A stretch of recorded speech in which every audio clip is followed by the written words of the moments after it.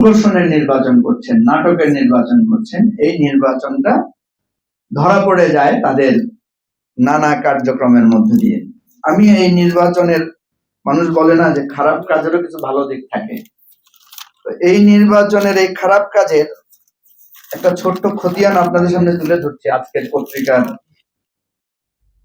দুইটা খবর, যে উপজেলা চেয়ারম্যান পদপ্রার্থীদের হলফনামা বিশ্লেষণ।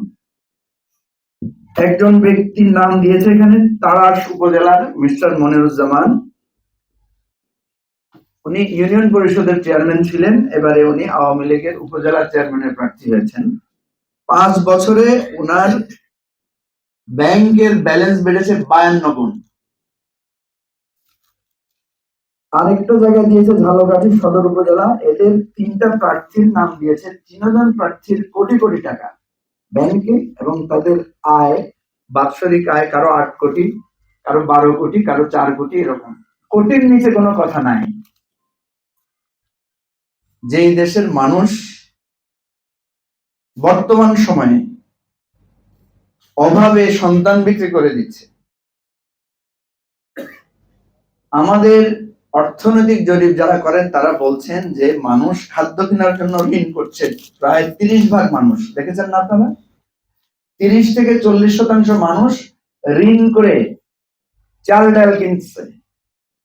এবং গ্রামে গঞ্জে যে সমস্ত এনজিও গুলো আছে তারা বলছে যে তারা ঋণ দিচ্ছে মানুষকে, যে তার অন্তত ঘরের খাবার দাবার চালানোর জন্য।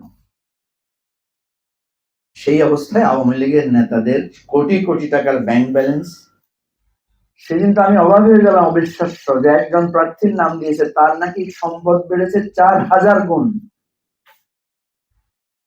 তাহলে দেখেন আওয়ামী লীগ ক্ষমতায় আসলে কি হয়। আওয়ামী লীগ ক্ষমতায় আসলে চুরি, ডাকাতি, ছিনতাই, গুম খুন বাড়ে। আওয়ামী লীগ ক্ষমতায় আসলে প্রশ্নপত্র ফাঁস হয়, নকল বাড়ে। আওয়ামী লীগ ক্ষমতায় আসলে ভুয়া মুক্তিযোদ্ধা সার্টিফিকেটে 40 বছর বয়সের লোক মুক্তিযোদ্ধা হয়ে যায়। আওয়ামী লীগ ক্ষমতায় আসলে শিশু ধর্ষণ হয়, নারী নির্যাতন বাড়ে। আওয়ামী লীগ ক্ষমতায় আসলে ভোট চুরি হয়, ভোট ডাকাতি হয়, আগের দিন ভোট হয়ে যায়। আওয়ামী লীগ ক্ষমতায় আসলে বাংলাদেশের রিজার্ভ শূন্য হয়ে যায়। আওয়ামী লীগ ক্ষমতায় আসলে আপনি, ওই যে আমার ভাই নুরুল হক নূর বলছিল